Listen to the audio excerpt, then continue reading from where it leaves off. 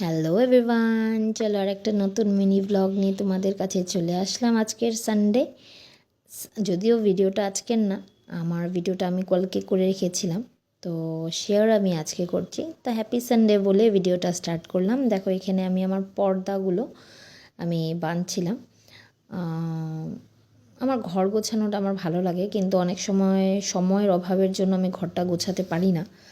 তবে চেষ্টা করি যতটুকু সম্ভব ততটুকু গুছিয়ে রাখতে। তার মধ্যেও অনেক সময় কি ম্যাক্সিমাম সময়ই আমার হয়তো ঘর অগোছালোই থাকে। তো গেল কাল আমার স্যাটারডে ছিল, যার জন্য স্কুল বন্ধ ছিল। তো আমি স্যাটারডেতে আমার ম্যাক্সিমাম কাজগুলো করে থাকি, কারণ সেদিন আমি একটু ফ্রি থাকি।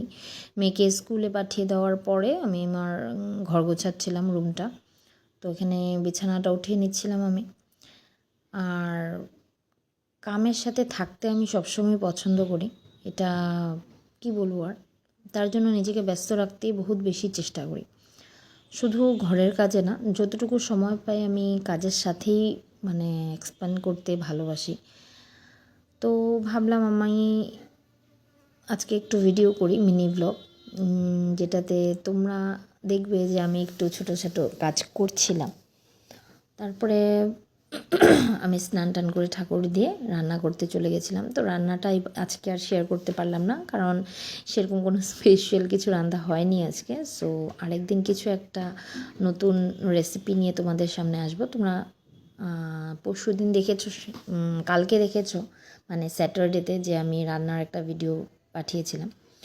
তো এখানে দেখো আমার খুব চাহিদার কয়েকটা জিনিস আমার রুমে আমি রাখি। এটা হলো আমার টেডিসগুলো। এই টেডিসগুলো আমার খুব চাহিদার, আজকের না, এটা অনেক পুরনো এই টেডিসগুলো।